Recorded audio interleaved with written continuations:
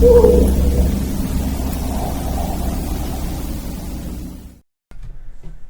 everyone.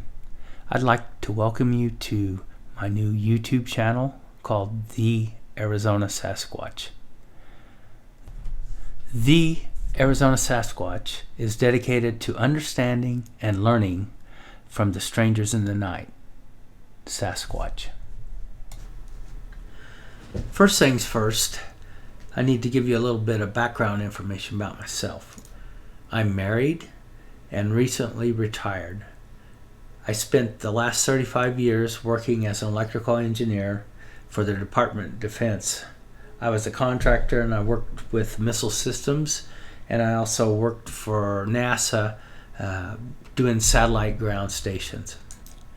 I've been studying Sasquatch, investigating, looking into it all for a little over a year now. I started off in February of 2017 after becoming intrigued by it, not from the television shows. It came from some websites of some young guys that are doing some really cool stuff. There's Colorado Bigfoot. He introduced me to all the structures and just the sheer vastness of the evidence that's out there. There's Rio at Utah Sasquatch. Really enjoyed his stuff and what he's doing, and his insight and theories as they are. But that was what was able, listening to him was what enabled me to actually find Sasquatch. It started small, just looking for some structures, and it ended with actually having 3 different sightings. A couple other people that have influenced me in one way or another. Christopher Noel. He's brilliant. He's really got great ideas. I've read most of his books.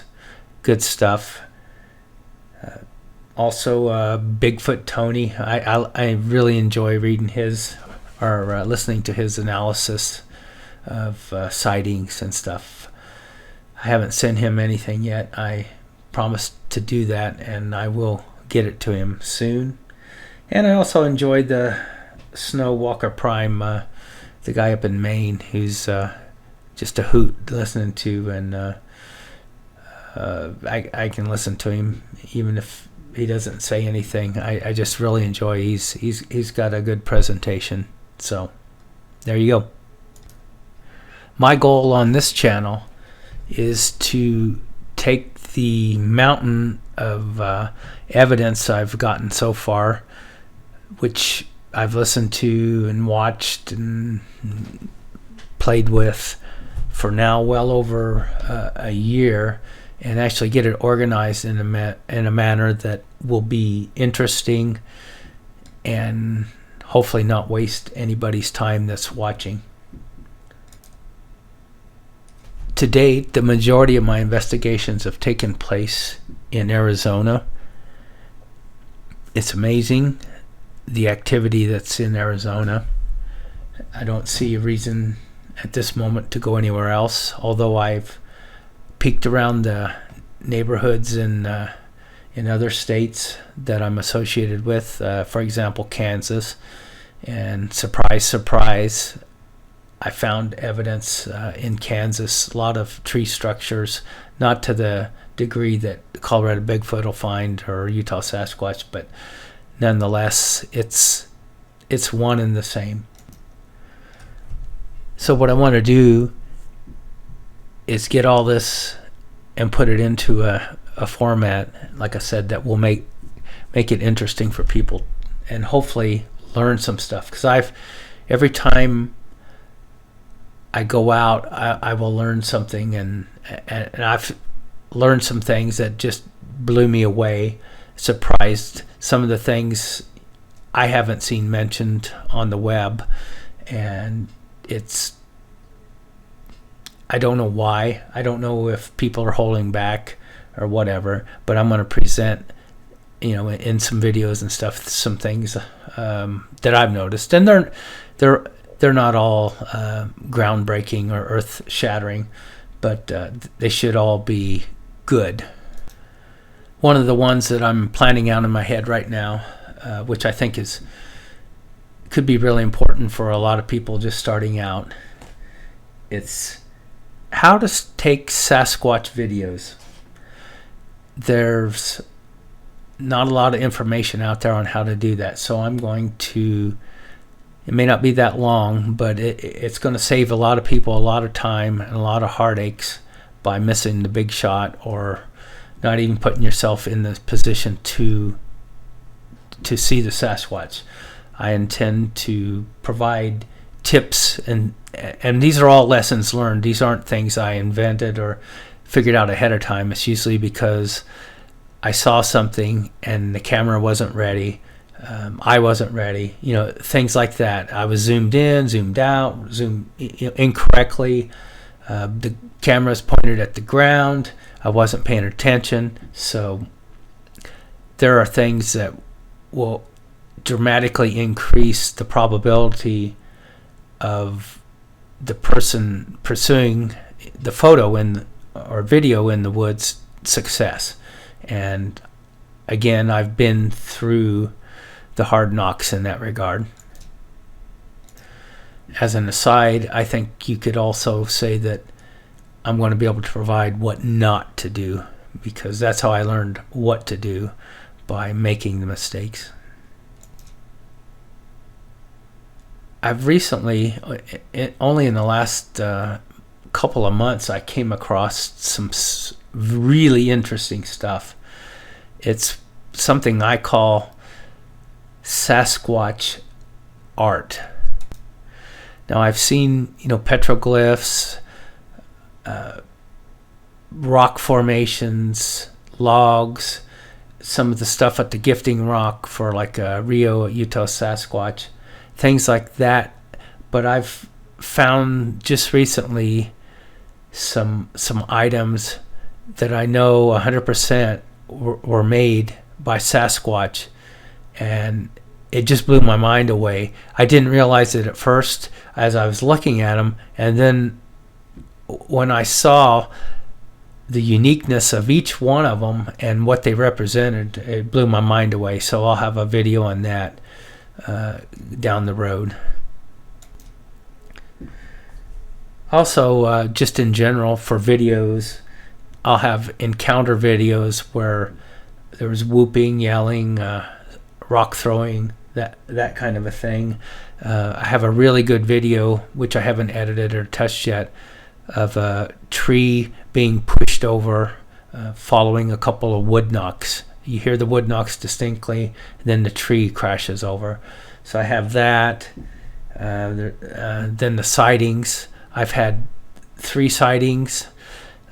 2 were caught on video and 1 was caught on audio. And I'll present them in a hopefully interesting format at some point. You probably saw a teaser at the beginning of this video.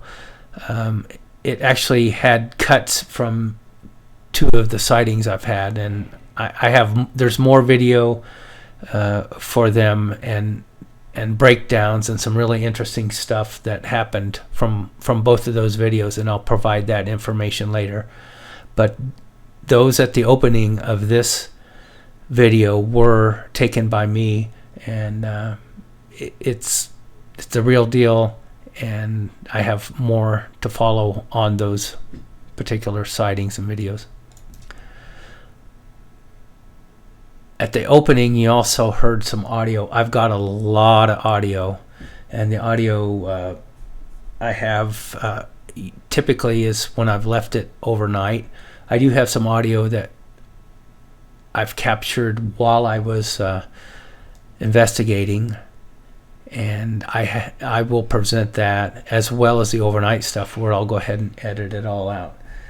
It's some of the most interesting stuff, and if you want to talk woo, I'll talk woo with that, and or I mean, I don't know what to talk, because it'll blow your mind.